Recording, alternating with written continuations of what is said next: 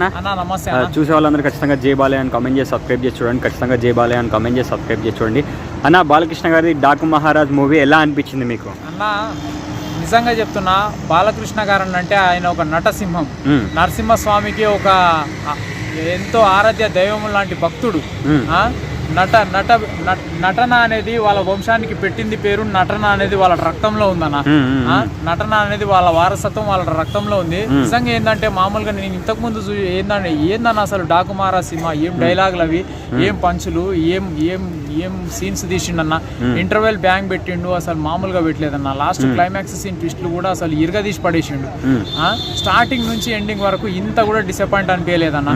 ఏంటంటే నేను మామూలుగా అఖండ సినిమా ఇలాంటి ఫైట్ సీన్స్, ఇలాంటి విజువల్స్ చూడాలి, చేయాలని అనుకుంటే, మామూలుగా బోయపాటి సినిమాలలో బాలయ్య బాబుది బోయపాటిది ఇద్దరిది ఒక కాంబినేషన్ అని చెప్పేసి చెప్పుకుంటాం. కానీ ఏంటంటే ఇది అసలు డైరెక్టర్ బాబీ గారు ఇంతకుముందు వీరసింహారెడ్డి, దాని తర్వాత వాల్తేలు వీరయ్య, వరుసగా 4-5 బ్లాక్ బస్టర్ హిట్లు కొడుతున్నాడు. అసలు ఆయనది ఏం టెక్నిక్లు ఉన్నాయేమో తెలియదు కానన్నా, ఈ సంక్రాంతి బరిలో వచ్చిన సినిమాలలో one of the biggest block buster hit Balayya Babu career లో ఖాతాలో పడిపోయిందని చెప్పేసి చెప్పుకుంటా అన్న. ఎందుకనంటే అసలు ప్రజ్ఞా జైస్వాల్ని మాత్రం వదిలిపెట్టాడన్న మన బాలయ్య బాబు. ఎందుకంటే అఖండాలో వదిలిపెట్టలేదు, ఇప్పుడు డాకు మహారాజ్ లో వదిలిపెట్టట్లేదు, నెక్స్ట్ అఖండ 2లో కూడా వదిలిపెట్టే సిచ్యువేషన్ ఏం కనిపిస్తలేవు.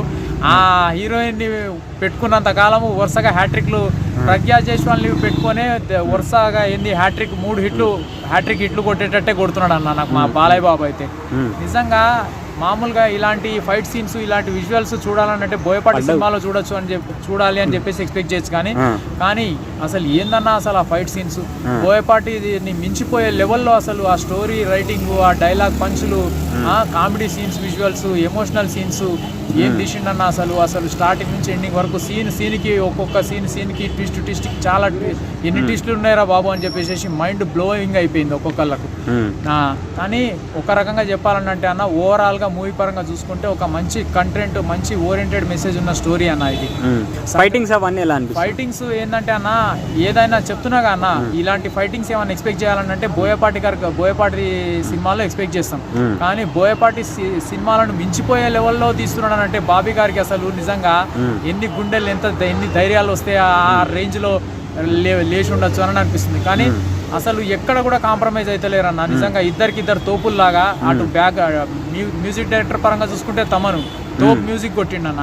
డైరెక్టర్ స్టోరీ డైరెక్షన్ పరంగా చూసుకుంటే డైరెక్టర్ బాబీ, ఆయన కూడా ఒక తోప్ స్టోరీని తీసుకుని డైలాగ్ డెలివరీ పరంగా చూసుకున్న, యాక్షన్ సీన్స్ పరంగా చూసుకున్నా, నిజంగా అసలు ఎక్కడ కూడా కాంప్రమైజ్ కాలేదన్న. Full meals entertainment, 100% non stoppable entertainment థియేటర్లో. నిజంగా బాలయ్య బాబు గారు చేసే ఒక్కొక్క డైలాగులకు అరుపులు, కేకలతోని, విజిల్స్తోని థియేటర్ మొత్తం మారుమోగిపోయి దద్దరిల్లిపోతుందన్న. ఆ రేంజ్లో అన్స్టాపబుల్ ఎంటర్టైన్మెంట్. కాకపోతే ఇందులో చూసింది ఏంటంటే, ఒక చిన్న పాపని పెట్టుకొని ఏంటంటే కొన్ని emotional scenes, visuals, story main highlight ఏంటంటే చిన్న పాప అన్న. ఆ చిన్న పాపని పెట్టుకొని చాలా స్టోరీని మెయిన్ చాలా హైలైట్ చేసి ఎక్కడికో తీసుకెళ్ళిపోయింది సినిమాని. కానీ ఏంటంటే ఇప్పుడు వచ్చిన సినిమాలలో అవుట్డేటెడ్ స్టోరీ కాదన్న ఇది. రీసెంట్గా కొత్త స్టోరీ, కొత్తగా ఫ్రెష్గా వచ్చిన స్టోరీ ఇది.